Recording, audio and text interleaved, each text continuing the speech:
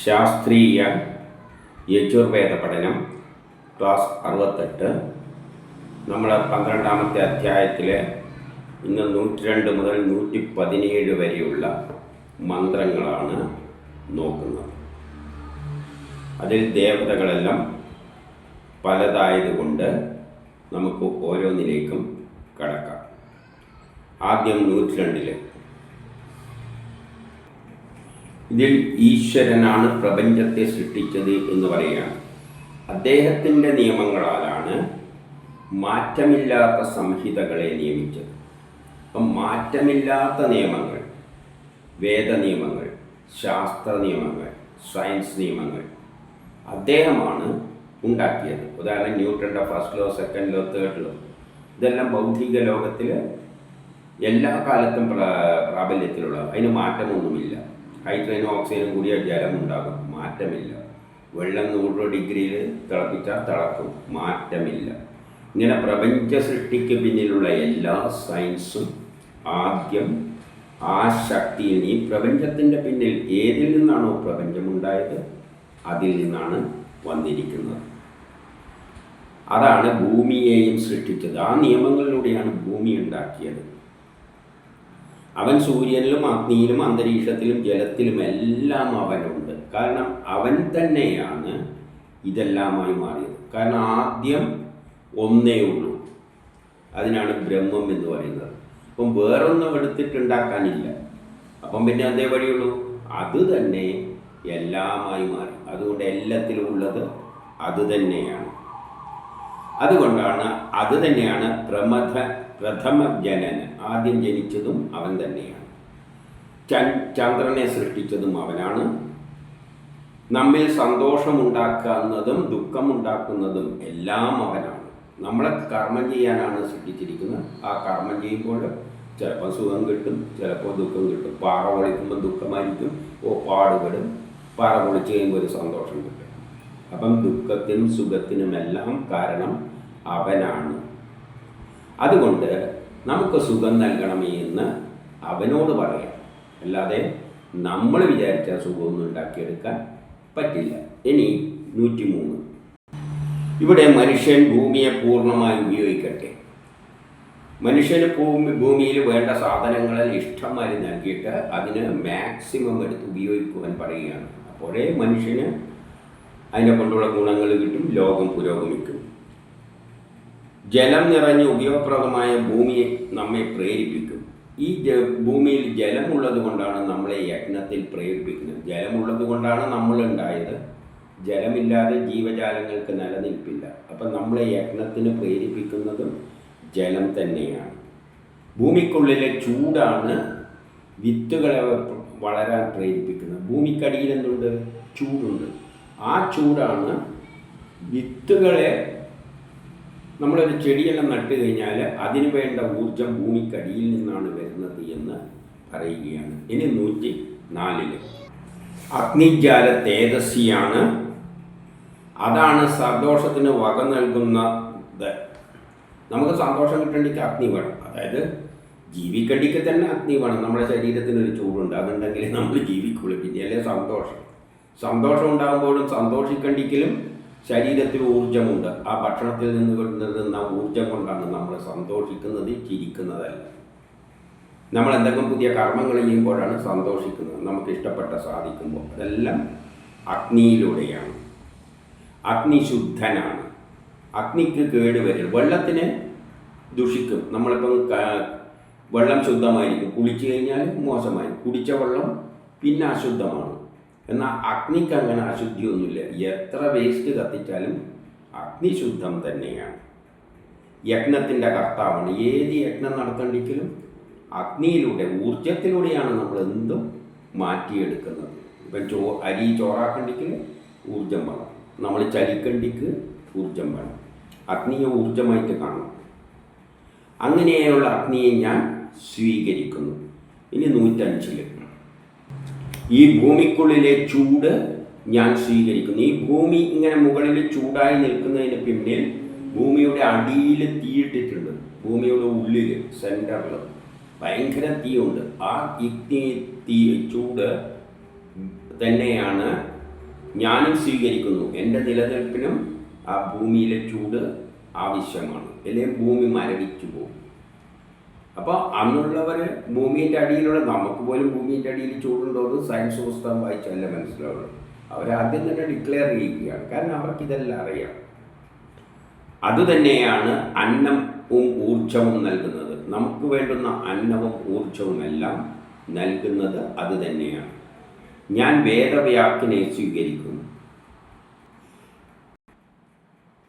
വേദത്തിൽ ഈ ശാസ്ത്ര തത്വങ്ങളെല്ലാം പറഞ്ഞിരിക്കുന്നത്, അത് സ്വീകരിക്കുക. സ്വീകരിക്കാതിരിക്കാൻ വേദത്തിൽ തെറ്റായ ഒന്നുമില്ല. ആധുനിക സയൻസ് കണ്ടെത്തിയതും കണ്ടെത്താനിരിക്കുന്നതുമായ എല്ലാ സയൻസും ജ്ഞാനവും അതിനുണ്ട്. കാരണം അത് ഈശ്വരൻ്റെ ജ്ഞാനകേന്ദ്രമാണ്. ഈശ്വരൻ ആ സയൻസിലൂടെയാണ് പ്രപഞ്ചത്തെ സൃഷ്ടിച്ചിരിക്കുന്നത്.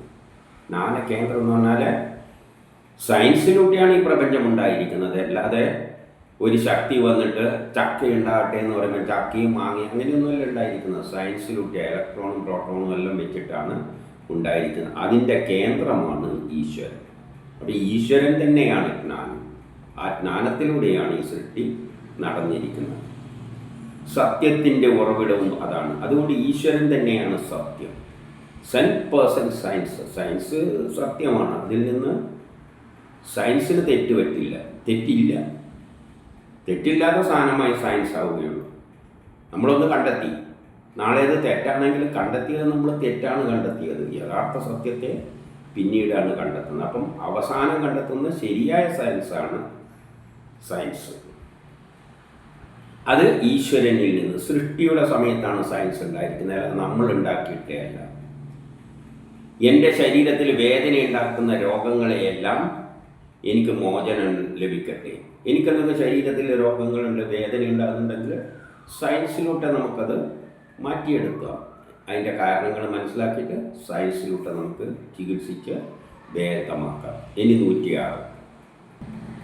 അഗ്നി തേജസ്സോടെ പ്രകാശിക്കുന്നു. അഗ്നിയെ ഊർജമായി എടുക്കുമ്പോൾ ഊർജം തന്നെയാണ്, ഊർജത്തിൻ്റെ ഒരു രൂപമാണ് പ്രകാശം. അഗ്നി വിവിധ രൂപങ്ങളിൽ തേജസ്വിയാണ്. പല രൂപത്തിൽ ഊർജം പ്രസരിക്കുന്നുണ്ട്. അഗ്നിയെ ഊർജമായി എടുക്കണം, അപ്പോൾ അത് പ്രകാശവാനാണ്. പല രൂപത്തിൽ അതുണ്ട്. എന്തെല്ലാം പ്രപഞ്ച രൂപം? ചൂടായിട്ടുണ്ട്, പല നിറങ്ങളായിട്ടുണ്ട്, ഇലക്ട്രോ മാഗ്നറ്റിക് വേവ്സ് ആയിട്ടുണ്ട്, വൈദ്യുത രൂപത്തിലുണ്ട്, കെമിക്കൽ എനർജിയുണ്ട്, ഊർജമുണ്ട്, ഫിസിക്കൽ എനർജി ഉണ്ട്, മെക്കാനിക്കൽ ഫോഴ്സ് ഉണ്ട്. ഇതെല്ലാം ഊർജത്തിൻ്റെ, അത് വിവിധ രൂപത്തിലുണ്ട്. അതുകൊണ്ട് ഇവയെല്ലാം കൂടിയ കേന്ദ്രീകൃത അറിവ് തന്നെയാണ് അഗ്നി. അപ്പം നമ്മുടെ സയൻസ് എന്ന് പറയുന്നത് അഗ്നിയുടെ അറിവാണ്, ഊർജത്തിൻ്റെ അറിവാണ്. ഫിസിക്സ് എന്താണ്? ബലത്തെപ്പറ്റി പഠിക്കുന്നത്. കെമിസ്ട്രി എന്താണ്? രാസപ്രവർത്തനങ്ങളിലൂടെയുള്ള ഊർജത്തെപ്പറ്റി പഠിക്കുന്നത്. അപ്പം എല്ലാം അഗ്നിയിലൂടെ, ഊർജത്തിലൂടെയാണ്. ജ്ഞാനത്തിൻ്റെ എല്ലാം കേന്ദ്രം അഗ്നിയാണ്. എന്ത് സത്യം പറയുന്നുണ്ടെങ്കിലും അതിൻ്റെ കേന്ദ്രം അഗ്നിയാണ്. അഗ്നി എന്ന് പറഞ്ഞാൽ നമുക്ക് എന്തെങ്കിലും സംസാരിക്കേണ്ടിക്കോ എന്ത് ചെയ്യേണ്ടെങ്കിലും അഗ്നിയില്ലാതെ ഒന്നും നടക്കില്ല, ചിന്തിക്കാൻ പോലും പറ്റില്ല. അപ്പം സത്യത്തിൻ്റെ സമ്പൂർണത അഗ്നിയിലാണ് നിലനിൽക്കുന്നത്. നമുക്ക് സംസാരിക്കേണ്ടിക്ക് എണീച്ച് കണ്ടിക്കൽ നമ്മൾ ഉണ്ടാണ്ടിക്ക് തന്നെ ഈ പ്രപഞ്ചമുണ്ടായത് തന്നെ ഊർജത്തിൽ നിന്നാണ്. അപ്പം എല്ലാത്തിൻ്റെയും സമ്പൂർണത അഗ്നിയാണ്. അങ്ങനെയുള്ള അഗ്നി സന്തോഷം നിറഞ്ഞുകൊണ്ട് 3 കാലങ്ങളിലേക്കും നമ്മൾ മനസ്സിലാക്കും. കഴിഞ്ഞ കാലത്തും ഇക്കാലത്തും വരാൻ പോകുന്ന കാലത്തുമെല്ലാം അഗ്നി തന്നെയാണ്, ഊർജം തന്നെയാണ് നമ്മളെ മുന്നോട്ടേക്ക് നയിക്കുന്നത്. ഇനി 107. പാവകൻ ഈ ബ്രഹ്മചാരിയിൽ കുടികൊള്ളട്ടെ. നമ്മളെ ശുദ്ധമാക്കുന്ന അഗ്നി വേദം പഠിക്കുന്നവരിൽ കുടികൊള്ളട്ടെ എന്നാണ്. ബ്രഹ്മചാരി എന്ന് പറഞ്ഞാൽ നമ്മൾ പഠിക്കുന്ന, വേദം പഠിക്കുന്ന കാലം, കുട്ടികളിൽ പഠിക്കുന്ന കാലഘട്ടത്തിനാണ് ബ്രഹ്മചര്യം എന്ന് പറയുന്നത്. ബ്രഹ്മചാരി എന്ന് പറഞ്ഞാൽ മനസ്സിലാക്കാൻ ഏറ്റവും പറ്റുന്നത് എന്താണ്? ബ്രഹ്മത്തിലാണ് എല്ലാ സയൻസും ഉള്ളത്. ബ്രഹ്മം എന്ന് പറഞ്ഞാൽ ജ്ഞാനമാണ്, അതിൽ നിന്നാണ് പ്രപഞ്ചമുണ്ടായത്. അപ്പം പഠിക്കുന്നവരിൽ ജ്ഞാനം, അഗ്നി, എല്ലാം ശുദ്ധമാക്കുന്ന അഗ്നി ഇരിക്കട്ടെ. അതായത് നമ്മുടെ അജ്ഞതയെല്ലാം പഠിക്കുന്ന കാലത്ത് മാറിപ്പോകട്ടെ. അങ്ങനെയാണ് വിദ്യ അഭ്യസിക്കേണ്ടത്. നമ്മുടെ അജ്ഞതയെല്ലാം മാറുവാൻ വേണ്ടിയാണ് നമ്മൾ പഠിക്കേണ്ടത്. പഠിച്ചാലേ അജ്ഞത മാറുകയുള്ളൂ. അല്ലാതെ വേദം പറയുന്നതാണ്, നമ്മൾ പഠിപ്പിലൂടെ വേണം. അങ്ങനെ ബ്രഹ്മചാരി അങ്ങനെയാണ് അവരുടെ അജ്ഞത മാറുന്നു. അജ്ഞത മാറുക എന്ന് പറഞ്ഞാൽ, പാവകൻ എന്ന് പറയുന്നാൽ ശുദ്ധീകരിക്കുന്ന അഗ്നി. എന്തിനെയാണ് ശുദ്ധീകരിക്കേണ്ടത്? നമ്മളെ ഉള്ളിലുള്ള അജ്ഞതയെ. പഠിക്കുമ്പോൾ ജ്ഞാനം വരും. അല്ലാതെ വിദ്യയില്ലാതെ ആത്മീയം കൊണ്ട് നടന്നു കഴിഞ്ഞാൽ അന്ധവിശ്വാസികളായിട്ട് മാറും. അപ്പം ബ്രഹ്മചാരി വിദ്യ അഭ്യസിക്കേണ്ടത് ഇതിൻ്റെ സഹായത്താലാണ്. അങ്ങനെയാണ് ഐശ്വര്യം നേടേണ്ടത്. നമ്മൾ പഠിച്ചിട്ട് ജ്ഞാനം നേടിയിട്ട് പുരോഗതി നേടുമ്പോൾ ലോകം പുരോഗമിക്കും. അല്ലാതെ അന്ധവിശ്വാസങ്ങളുമായിട്ട് നടന്നു കഴിഞ്ഞാൽ നമ്മൾ രക്ഷപ്പെടാൻ പോകുന്നില്ല. പഠിച്ച് ജ്ഞാനം നേടിയിട്ട് ലോകം പുരോഗതിയിലേക്ക് നയിക്കണം. ആ തരത്തിലുള്ള വിദ്യ അഗ്നി അവന് നൽകട്ടെ. പഠിക്കുന്നവന് നല്ല ബുദ്ധി തെളിച്ചവും അവന് ജ്ഞാനവും അഗ്നി നൽകട്ടെ. ആകാശവും ഭൂമിയും യജിക്കുന്നത് പോലെ, ആകാശവും ഭൂമിയും എല്ലാം യജിക്കുന്നത് ഏതിൻ്റെ അടിസ്ഥാനത്തിലാണോ അതുപോലെ വിദ്യയുമായി നീ യജിക്കുക.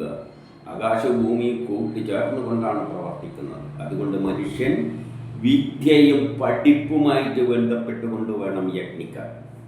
വേദം ഉപദേശിക്കുകയാണ്, നീ പഠിക്കുക, സയൻസ് പഠിക്കുക, സ്കൂളിൽ പോവുക, കോളേജിൽ പോവുക, പഠിക്കുക. പഠിക്കാതെ വിവരമൊന്നും ഉണ്ടാവില്ല. അവരാണ് വേദങ്ങൾ കൈകാര്യം ചെയ്യുന്നതെങ്കിൽ എന്തായിരിക്കും അതിൻ്റെ അവസ്ഥ ഒന്ന് ചിന്തിച്ചു നോക്കൂ. ഈ വേദം പറയുന്ന കാര്യങ്ങൾ എന്താണ്? പഠിച്ചിട്ട് വിദ്യ നേടിയിട്ട് ലോക പുരോഗതി ഉണ്ടാക്കുക. ഇനി 108 ബ്രഹ്മചാരി അങ്ങനെ പഠിക്കുന്നവന് വിദ്യയും ഐശ്വര്യവും നേടട്ടെ. വിദ്യയിലൂടെയാണ് ഐശ്വര്യം നേടേണ്ടത്. അല്ലാതെ ഒരു ബിംബവും വെച്ചുകൊണ്ട് അതിൻ്റെ മുമ്പ് പോയിരുന്നിട്ട് എനിക്ക് ഐശ്വര്യം തരണം, എനിക്ക് മറ്റേത് തരണം, ഇത് തരണം എന്ന് പറഞ്ഞാൽ പഠിക്കില്ല. എന്നിട്ടെല്ലാം ഈശ്വരൻ ഉണ്ടാക്കിയിട്ട് കൈമേൽ ഇട്ട് കൊടുക്കണം. അവനവൻ്റെ വീട്ടിൽ അല്ലെ അവൻ്റെ കയ്യിൽ നിന്നാ പിടിച്ചോ, എനിക്കെന്താ അവൻ്റെ ജോലി എന്നാ പിടിച്ചോ, പൈസ വേണം ഇന്നാ ഇത്. ഒന്നും പഠിക്കാൻ വയ്യ. വിദ്യ നേടിയിട്ടാണ് ഐശ്വര്യം നേടേണ്ടത്. നിന്നെ സംരക്ഷിക്കുവാൻ വേണ്ടി ഈ പഠിക്കുന്ന ബ്രഹ്മചാരിയെ, വിദ്യ അഭ്യസിക്കുന്ന കുട്ടികളെ മാതാവും ഗുരുപത്നിയും നിരവധി കർമ്മങ്ങൾ ചെയ്യുന്നു അവൻ്റെ സംരക്ഷണത്തിന് വേണ്ടി. അപ്പം വിദ്യ പഠിക്കുമ്പോൾ ആ കുട്ടിക്ക് വേണ്ട സംരക്ഷണം നൽകുന്നത് ആരാണ്? മാതാവും. പണ്ട് കാലത്ത് ഗുരുവിൻ്റെ വീട്ടിൽ താമസിച്ചിട്ടാണ് പഠിക്കുക. അപ്പം പത്നിമാരും എന്ത് ചെയ്യുന്നു? ആ കുട്ടിക്ക് വേണ്ട എല്ലാ സംരക്ഷണവും നൽകുന്നു. അപ്പം മാതാവിൻ്റെ കടമ എന്താണ്? കുട്ടികളെ പഠിക്കാൻ വിടുക, എന്നിട്ട് അതിനെ സംരക്ഷിക്കുക, അവൻ്റെ വിദ്യ നേടാനുള്ള കഴിവിനെ ഉപയോഗിക്കാനുള്ള അവസരം വേദി ഒരുക്കി കൊടുക്കുക. എന്നിട്ട് പല കർമ്മങ്ങൾ ചെയ്യുന്നു എന്ന് പറയാണ്. അവൻ്റെ സംരക്ഷണത്തിന് വേണ്ടി മാതാവ് വളരെയധികം കഷ്ടപ്പെടണം ആ കുട്ടിയെ പഠിപ്പിച്ചെടുക്കാൻ വേണ്ടിയിട്ട്.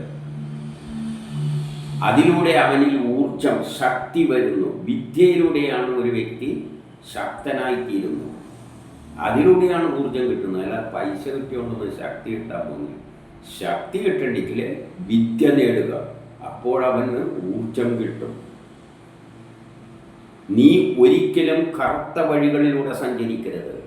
നീ ജ്ഞാനം നേടിയിട്ട് പിന്നെ അന്ധകാരത്തിൻ്റെ പിന്നാലെ പോകരുത്. ഇന്നും പഠിച്ച് എത്ര ബുദ്ധി ഉണ്ടായാലും അവർ അന്ധകാരത്തിലാണ് ജീവിക്കുന്നത്. നമ്മൾ കണ്ടിട്ടില്ലേ? അന്ധകാരമായ അന്ധവിശ്വാസങ്ങളുടെ പിന്നാലെ എത്ര പഠിപ്പുണ്ടെങ്കിലും അവൻ അന്ധവിശ്വാസങ്ങളുടെ പിന്നാലെ നടക്കുന്നു.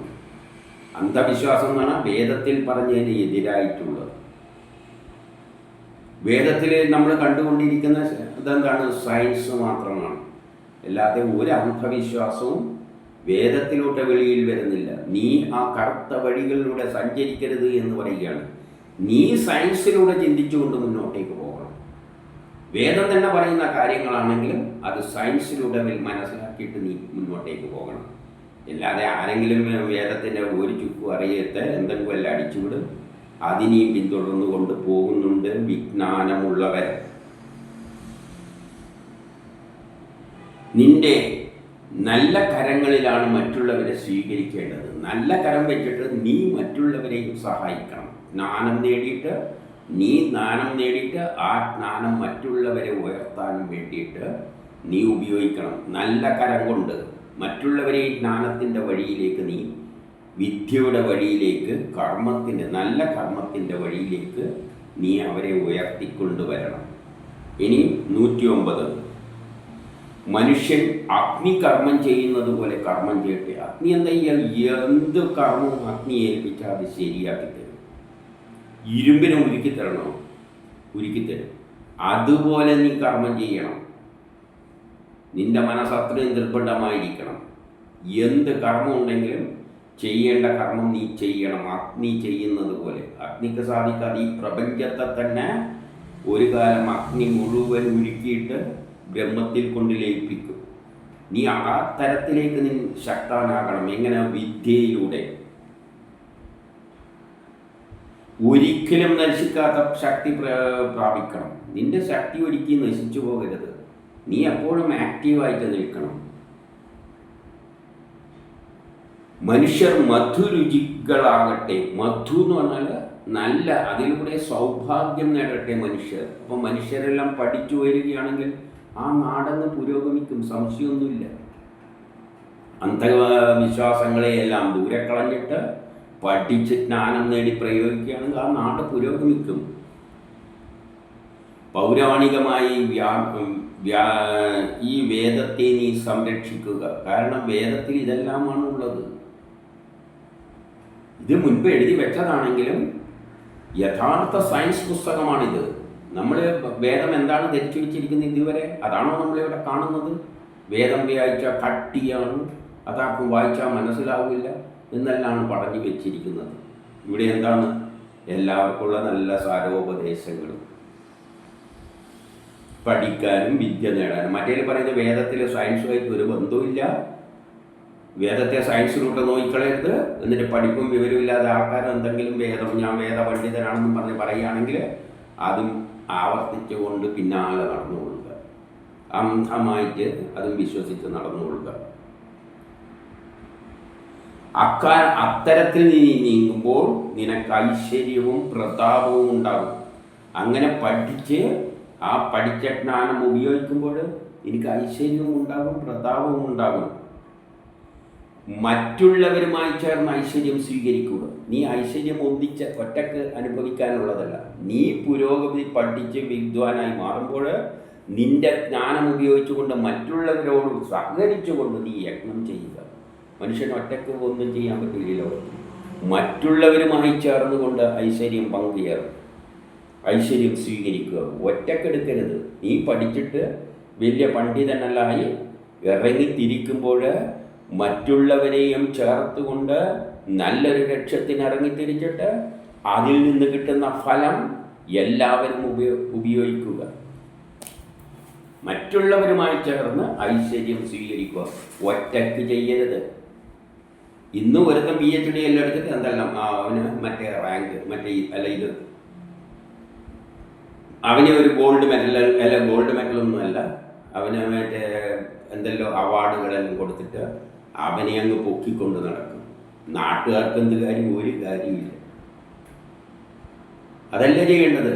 അവനവൻ്റെ ജ്ഞാനം ജനങ്ങളുമായി ചേർന്നുകൊണ്ട് രാഷ്ട്രത്തിന് വേണ്ടി ഉപയോഗിച്ച് അതിൽ നിന്നും പല പുതിയ കണ്ടുപിടുത്തങ്ങളെല്ലാം നേടി ഐശ്വര്യം നേടുന്നുണ്ടെങ്കിൽ നാട്ടിലെ എല്ലാവർക്കും കിട്ടും. അതാണ് അവൻ്റെ ധർമ്മം. അല്ലാതെ ആവട്ടെ. 110 വിവേകമുള്ളവരെ പുരോഗമനത്തിനായി യജ്ഞിക്കട്ടെ. എല്ലാവരും പുരോഗതിക്ക് വേണ്ടിയാണ് യജ്ഞിക്കേണ്ടത്. വിവേകികൾ, പഠിച്ച ജ്ഞാനമുള്ളവര് ലോക പുരോഗതിക്കായിട്ട് പ്രവർത്തിക്കണം. അല്ലാതെ ലോകത്തെ പിന്നോട്ടേക്ക് ഗോത്ര കാലഘട്ടത്തിലേക്ക് കൊണ്ടുപോകാനല്ല ശ്രമിക്കേണ്ടത്. ശാസ്ത്രത്തിൻ്റെ സഹായത്താൽ മുന്നോട്ടേക്ക് നയിക്കുക. വേദം ഉപദേശിക്കുന്നു. ഇതൊന്നുമല്ല നമ്മൾ വേദത്തിൽ നിന്ന് മനസ്സിലാക്കിയത്.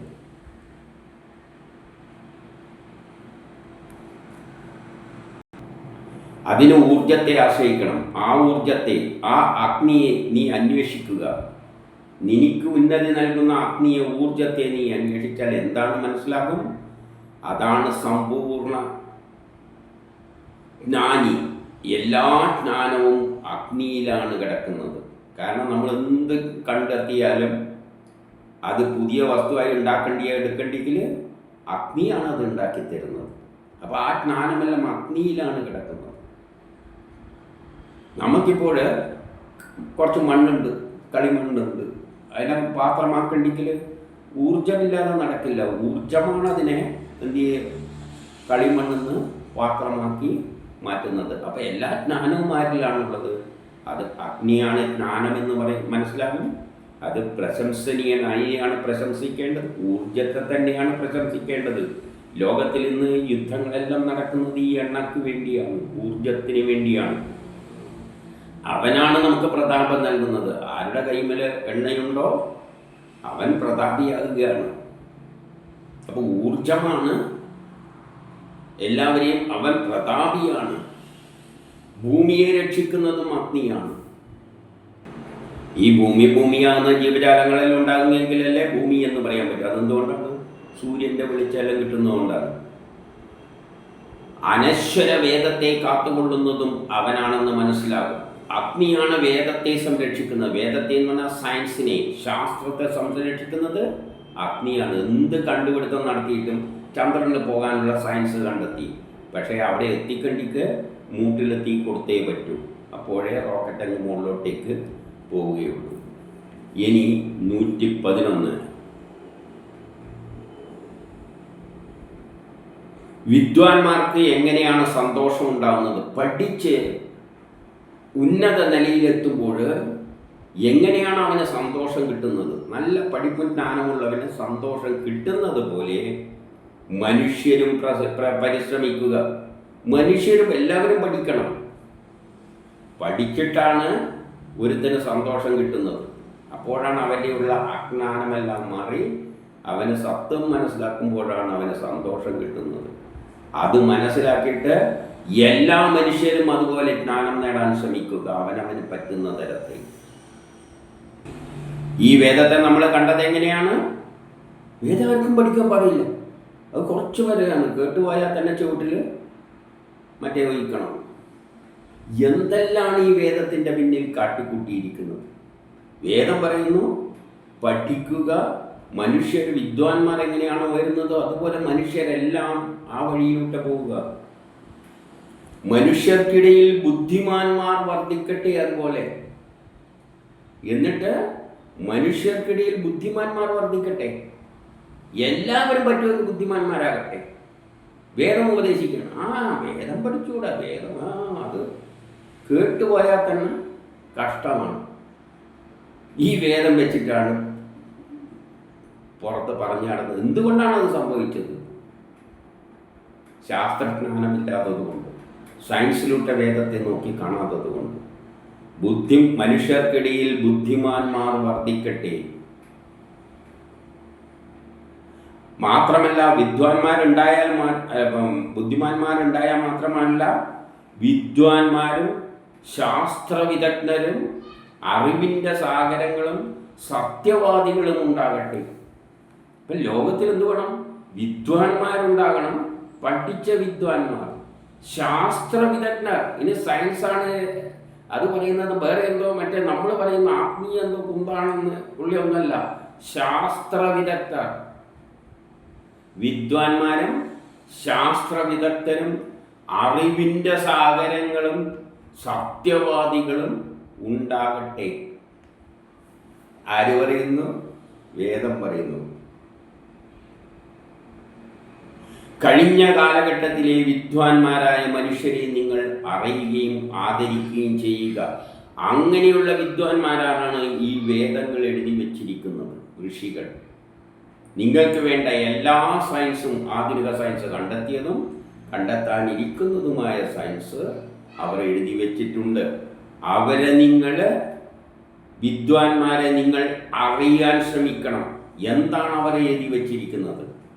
എഴുതി വച്ചിരിക്കുന്ന ഇത്രയും വിശാലമായ കാര്യങ്ങളാണ്. അത് അറിയുകയും അറിയുമ്പോഴാണ് അവരെ ആദരിക്കുകയും ചെയ്യുക. ഇനി 112. രാജാവിൻ്റെ ശക്തി എല്ലായിടവും ഉണ്ടാകട്ടെ. ഭരിക്കുന്ന ഭരണാധികാരിയും ശക്തമാനായിരിക്കണം. അവനും ഈ തരത്തിൽ തന്നെ നീങ്ങണം.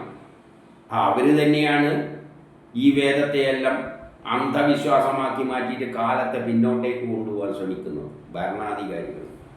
വേദം ചിലവർ പറയായ മണ്ടത്തര, അതിലൊരു ചുക്കുമില്ല. വേറെ വിഭാഗങ്ങളാണ് അത് ഭയങ്കര ദിവ്യമാണ്, നമ്മുടെ സനാതന ധർമ്മമാണ്. അങ്ങോട്ട് പിന്നോട്ടേക്ക് വലിച്ചു അങ്ങ് നമ്മൾ ഗോത്ര കാലഘട്ടത്തിലേക്ക് കൊണ്ടുപോകണം. പുരോഗതിയിലേക്കൊന്നും പോകരുത്, പിന്നോട്ട് പോകട്ടെ, എല്ലാം പിന്നോട്ട് പോകട്ടെ. ഇതാണ് രാജാക്കന്മാർ. രാജാവിൻ്റെ ശക്തി എല്ലായിടവും പരക്കട്ടെ. ഹേ രാജാവേ, അങ്ങ് വിശ്വത്തോളം ഉയരുക. യുദ്ധതന്ത്രങ്ങൾ അറിയുകയും. അപ്പം വിശ്വത്തിൻ്റെ തലപ്പത്തെത്തണമെങ്കിൽ യുദ്ധതന്ത്രങ്ങൾ അറിയണം. പോരാട്ടങ്ങളിലൊക്കെയും വിജയം വരിക്കുകയും ചെയ്യണം. അവർ വിജയിക്കുന്നുണ്ട്. യുദ്ധതന്ത്രങ്ങൾ അറിയുകയും പോരാട്ടത്തിൽ വിജയം നേടിയ ആൾക്കാർ തന്നെയാണ് ട്രംപായാലും പുടിനായാലും എല്ലാം. അവരെല്ലാം യുദ്ധതന്ത്രങ്ങൾ പഠിച്ചിട്ട് തന്നെയാണ് അവർ ലോകത്തെ അവരുടെ പ്രാഗൽഭ്യം അറിയിക്കുന്നത്. അവരെ തൊടാൻ ആർക്കും ഭയമാണ്. അപ്പം ലോക നേതാവാകുക, വിശ്വത്തോളം ഉയരുക രാജാവ്. യുദ്ധതന്ത്രങ്ങൾ അറിയുക. യുദ്ധത്തിൻ്റെ തന്ത്രങ്ങൾ പഠിച്ചവർ തന്നെയാണ് പുടിനായാലും ട്രംപായാലും. ആ നിലയിലേക്ക് ഉയരണം. പോരാട്ടങ്ങളിലൊക്കെയും വിജയിക്കുകയും വേണം. കണ്ട അധർമ്മം കണ്ടു കഴിഞ്ഞാൽ ഞാൻ അതേപോലെ ചെയ്തേക്കാമെന്നല്ല പറയേണ്ടത്. ധീരത പ്രകടിച്ചോട് ഇങ്ങോട്ട് കാണിച്ചു തരാമെന്ന് പറയുന്നു. അതാരായാലും കണ്ടില്ലേ, ഒരു കൊച്ചു രാജ്യം, വടക്കൻ കൊറിയൻ, നോർത്ത് കൊറിയൻ്റെ ഒരു കക്ഷി, എന്താണ് അങ്ങനെ പേര് മറന്നു, അമേരിക്കനെ വിളിക്കും. ഇങ്ങോട്ട് വന്നു കഴിഞ്ഞാൽ തട്ടിക്കളിയെന്നാണ് പറഞ്ഞത്. ഇങ്ങോട്ട് വാ, നിന്നെ അടിക്കാൻ വേണ്ടി ഞാൻ അങ്ങോട്ട് ഇരിക്കുക, ഒരു അവസരം നോക്കിയിരിക്കുക എന്ന് പറയുമ്പോൾ അതൊരു യുദ്ധതന്ത്രജ്ഞതയാണ്. ട്രംപിനും അറിയാം. അതുകൊണ്ട് ട്രംപ് കഴിഞ്ഞ കാലത്ത് അങ്ങോട്ട് പോയിട്ട് അങ്ങേരിങ്ങോട്ട് വെല്ലുവിളിക്കുമ്പോൾ അങ്ങോട്ട് പോയിട്ട് നമുക്ക് ചങ്ങാത്തം കൂടാന്നെല്ലാം പറഞ്ഞു പോയിട്ടുണ്ട്. അത് പേടിച്ചിട്ടൊന്നുമല്ല. ഇവരെടുത്തും ആയുധമുണ്ട്, അമേരിക്കൻ്റെ അടുത്ത് അതിനെക്കാട്ടി നല്ല ആയുധമുണ്ട്. അതാണ് യുദ്ധതന്ത്രജ്ഞത. അങ്ങനെ ധീരന്മാരാകണം ലോകത്തിൽ. അതാണ് ആര് പറയുന്നത്? വേദം പറയുന്നത്. ഇനി 113 ശാന്തശീലർ ഔഷധങ്ങളെപ്പറ്റി പഠിക്കട്ടെ. ശാന്തമായവരെന്ന് പറഞ്ഞാൽ ശാസ്ത്രജ്ഞർ. ശാസ്ത്രജ്ഞര്, ചിന്തകരായ ശാസ്ത്രജ്ഞര് ഔഷധങ്ങളെപ്പറ്റി പഠിക്കട്ടെ. പുതിയ പുതിയ മരുന്നുകൾ, മനുഷ്യന് രോഗത്തെ ഇല്ലാതാക്കുന്ന മരുന്നുകളെപ്പറ്റി പഠിക്കട്ടെ. ആരാണിത് പറയുന്നത്? എത്ര സുന്ദരമായ വേദം! ലോകം മുഴുവൻ ഇത് കേട്ട അന്തപ്പെടുക. എന്താ ഇവർ പറയുന്നത്? ഇതിനെയാണ് എന്തെല്ലോ ആക്കി മാറ്റുന്ന. ആക്കിയവർക്ക് പോലും അറിയില്ല എന്തെല്ലാമാണ് ആക്കി വെച്ചിരിക്കുന്നതെന്ന്. ശാന്തശീലർ ഔഷധങ്ങളെക്കുറിച്ചറിയട്ടെ. എന്താണോ നമുക്ക് ശക്തി നൽകുന്നത് അതിനെക്കുറിച്ചറിയട്ടെ. ഔഷധം മാത്രമല്ല, നമുക്കെന്താണ് ശക്തി കിട്ടുക? നമ്മുടെ ശക്തി, പ്രതാപം വർദ്ധിപ്പിക്കാൻ എന്തെല്ലാം കിട്ടുമോ ആ ജ്ഞാനമെല്ലാം നീ നേടുക. അനശ്വരത നൽകുന്നതും ദിവ്യമായി എന്തിനേയും അറിയുകയും സ്വീകരിക്കുകയും ചെയ്യുക. ഐശ്വര്യവും പ്രതാപവും നൽകുന്ന അനശ്വരത, നശിക്കാത്ത ജ്ഞാനത്തെ നീ സ്വീകരിക്കുക. എന്ത് നല്ലൊരു വേദവാക്യങ്ങളാണ്. ശാസ്ത്രത്തിലോട്ട് മുന്നോട്ടേക്ക് കുതിച്ചു പോകാൻ പറയുന്ന വേദവാക്യങ്ങൾ. ഇതെല്ലാം തലക്കടിയിൽ വെച്ച് കിടന്നുറങ്ങിയിരിക്കുന്നത്. ഇനി 114 സോമം പുരോഗതിയുടെ മന്ത്രമാണ്. സോമം എന്ന് പറഞ്ഞാൽ ദിവ്യമായ വസ്തുക്കൾ, ഇൻപുട്ട് വേണം. നമ്മൾ പുതിയ വസ്തുക്കൾ ഉണ്ടാക്കിയിട്ട് പലതരം സോമം ഇൻപുട്ട് വേണം. അതാണ് പ്രകൃതി വിഭവങ്ങൾ. പ്രകൃതി വിഭവങ്ങൾ ഉണ്ടെങ്കിലേ ഐശ്വര്യം ഉണ്ടാവുള്ളൂ. കണ്ടമാനം പഴങ്ങളും പച്ചക്കറികളും നാട്ടിൽ മത്സ്യമായാലും ചിക്കനായാലും എന്തായാലും ഉണ്ടെങ്കിൽ നല്ല സുഭിക്ഷം. ഇതെല്ലാം സോമമാണ്. ഇത് നമ്മളെ ഉള്ളിൽ ചെന്ന് കഴിഞ്ഞാൽ നമ്മുടെ ശരീരം നന്നാകും. ഇതെല്ലാം ഉപയോഗിച്ചിട്ട് വേറെ ഉൽപ്പന്നങ്ങൾ ഉണ്ടാക്കാം, ജാം ഉണ്ടാക്കാം, മറ്റേതുണ്ടാക്കാം, എല്ലാം ഉണ്ടാക്കി ഐശ്വര്യം ഉണ്ടാകാം. അപ്പോൾ ഈ ഉൽപ്പന്നങ്ങൾക്കാണ് സോമം എന്ന് പറയുന്നത്. സോമം പുരോഗതിയുടെ മന്ത്രമാണ്. അപ്പം സുഭിക്ഷം, നല്ല പ്രകൃതി വിഭവങ്ങൾ ഉണ്ടെങ്കിലേ പുരോഗതി ഉണ്ടാവുകയുള്ളൂ. ഇന്ന് കറുത്ത മണലുണ്ടല്ലോ, പുരോഗതിയുടെ സോമമാണ്. വിവിധ മാർഗങ്ങളും പുരോഗമനം, വിവിധ മാർഗങ്ങളിലൂടെ പുരോഗതി നേടുക. വിവിധ മാർഗങ്ങൾ, ടെക്നോളജി, ഈ വസ്തുക്കളെല്ലാം വിവിധ മാർഗങ്ങളിലൂടെ ഉപയോഗിക്കുക. അതാണ് പുരോഗതിയിലേക്ക് നയിക്കുക. ചക്കയുണ്ടെങ്കിൽ ഇന്ന് ചക്ക എന്ന് പറഞ്ഞാൽ കെട്ട് അവിടെ ഒന്നിന് വയ്ക്കും. അല്ല, അതിന് ജ്യൂസ് ആക്കാം, അതിൽ നിന്ന് വേണ്ടി പഞ്ചസാര ഉണ്ടാക്കാൻ പറ്റുമോ, പഞ്ചസാര ഉണ്ടാക്കുക. ഇല്ലേ അതിന് വേറെ വല്ലതും ഉണ്ടാക്കിയെടുക്കാൻ പറ്റുമോ, അതുപോലെ ഇരിക്കുക. അതിനെ പെട്രോളാക്കി മാറ്റാൻ പറ്റുമെങ്കിൽ പെട്രോളാക്കി മാറ്റുക. ഇങ്ങനെ ഗവേഷണങ്ങൾ നടത്തുക. എന്നിട്ട് വിവിധ മാർഗങ്ങളിലൂടെ എന്ത് വേണം, പുരോഗതി നേടുക. നമ്മളെ അടുത്തുള്ള വസ്തുക്കളെ എങ്ങനെയെല്ലാം ഉപയോഗിച്ചിട്ട് പുരോഗതി നേടാമോ അത് ഉപയോഗിക്കുക. അങ്ങനെ നമുക്ക് സമൃദ്ധി ഉണ്ടാകട്ടെ. അതിലൂടെ എന്താണ് പറ്റുക, നമ്മൾ സമൃദ്ധിയിലേക്ക് ഉദിക്കും. ആദിത്യൻ അതിൻ്റെ രശ്മികൾ പോലെ ശോഭിക്കുന്നത് പോലെ, സൂര്യൻ ശോഭിക്കുന്ന അതിൻ്റെ രശ്മികൾ പോലെ ഞങ്ങളിലും തേജസ് ഉണ്ടാകട്ടെ. അങ്ങനെ രാഷ്ട്രത്തിലെ ജനങ്ങൾ ഇങ്ങനെ തേജസ്സോടുകൂടി ശോഭിച്ചുകൊണ്ടിരിക്കും. ജ്ഞാനം നേടിക്കഴിഞ്ഞ് ശാസ്ത്ര സാങ്കേതിക വിദ്യയിലൂടെ അത് പ്രയോഗിച്ച അത് തന്നെ വേദത്തിലുള്ളത്. നല്ല ഭരണാധികാരികൾ തലപ്പത്തിരിക്കുകയാണെങ്കിൽ ആ നാട്ടിലെ ജനങ്ങൾ ശോഭിക്കും. ഇനി 115 ഒരു പശുവിൻ്റെ കുട്ടി അതിൻ്റെ മാതാവോട് ബന്ധിപ്പിക്കപ്പെട്ടതുപോലെ വിദ്യ ആഗ്രഹിക്കുന്ന ഞങ്ങൾ ജ്ഞാനം സ്വീകരിച്ചാൽ, ഒരു പശുക്കുട്ടി ആ മാതാവോട് എങ്ങനെയാണോ ബന്ധിപ്പിച്ചിരിക്കുന്നത് അതുപോലെ ജ്ഞാനം ആഗ്രഹിക്കുന്ന നമ്മൾ വിദ്യയുമായിട്ട് ബന്ധപ്പെട്ട് നിൽക്കുക. അതായത് നമ്മൾ പഠിപ്പുമായിട്ട് ബന്ധപ്പെട്ടാണ് നിൽക്കേണ്ടത്. എന്താ നമ്മളെ ഇന്നത്തെ വേദങ്ങളുടെ അവസ്ഥ? സയൻസൊന്നുമല്ല ഇത്, നമ്മൾ വേറെ എന്തോ സാധനമാണ്.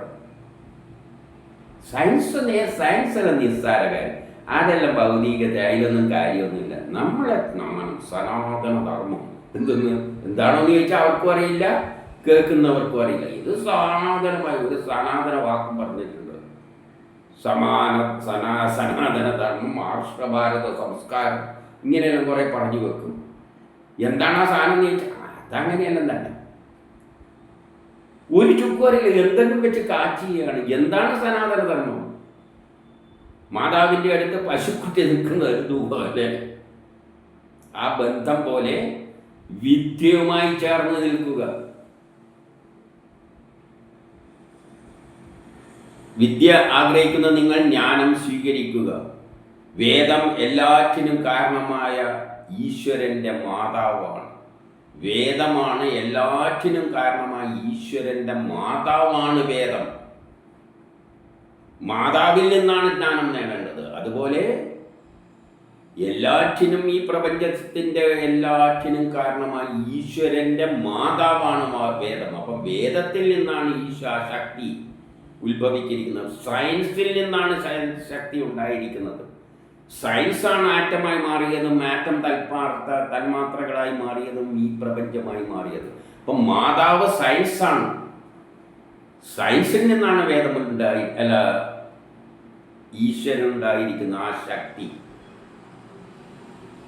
സാമ്പാർ എന്ന പാചകക്രമത്തിൽ നിന്നാണ് സാമ്പാർ ഉണ്ടാകുന്നത്. ഒരു വീട്ടിൻ്റെ പ്ലാനിൽ നിന്നാണ് ആ കെട്ടിടം ഉണ്ടാകുന്നത്. അപ്പം സയൻസിൽ നിന്നാണ് അതുണ്ടാകേണ്ട പ്രേരക ശക്തി ഉത്ഭവിച്ചു വരുന്നത്.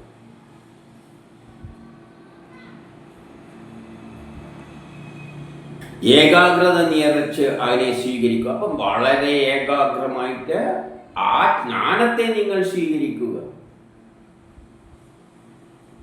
116 അഗ്നി എല്ലാറ്റിൻ്റെയും കേന്ദ്രമാണ്. ജ്ഞാനം നേടിക്കഴിഞ്ഞാൽ പിന്നെ എന്ത് വേണം? അത് പ്രയോഗിക്കേണ്ട ഊർജം വേണം. കല്ല് നല്ലൊരു ചുറ്റിക എടുത്ത് അടിച്ചാൽ പൊട്ടും എന്ന ജ്ഞാനം കിട്ടി. പക്ഷെ പൊട്ടിക്കണ്ടെങ്കിൽ ഊർജം വേണം, ശക്തി ഉണ്ടെങ്കിലേ അടിക്കാൻ പറ്റുള്ളൂ. അല്ല പഠിച്ചിട്ട് എന്ത് കാര്യം? പഠിച്ചുകൊണ്ട് കാര്യമൊന്നുമില്ല. അത് പ്രയോഗിക്കാനുള്ള ശക്തി ഉണ്ടെങ്കിലേ കഴിയുള്ളൂ. അപ്പം അഗ്നി എല്ലാറ്റിൻ്റെയും കേന്ദ്രമാണ്. അങ്ങനെയുള്ള അഗ്നിയോട് പറയുകയാണ്, മനുഷ്യർ അങ്ങേക്ക് ഹവിസ് അർപ്പിച്ച് ഫലം നേടുന്നു.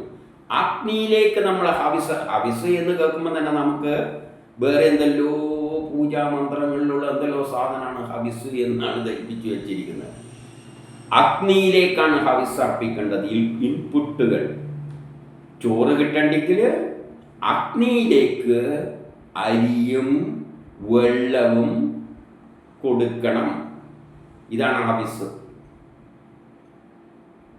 അല്ലാതെ ഹവിസ് വേദത്തിലെ ഹവിസ് എന്ന് പറഞ്ഞാൽ ഒരു ബന്ധമെന്തല്ലോ ആണ്. അതങ്ങ് മറ്റേ അവിടെ കിടക്കുകയാണ്.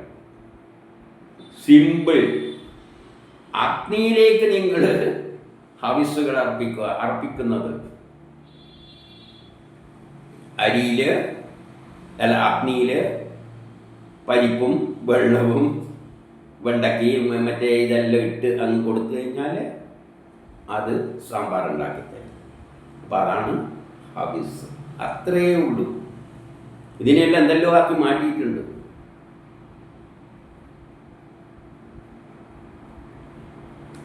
അങ്ങനെ മനുഷ്യരുടെ ആഗ്രഹം സമ്പൂർണമാക്കുന്നു. നമ്മുടെ ആഗ്രഹം സമ്പൂർണ്ണമാക്കി ദിവസവും അഗ്നി നമ്മുടെ ആഗ്രഹം സമ്പൂർണ്ണമാക്കി തരികയാണ്. എങ്ങനെ?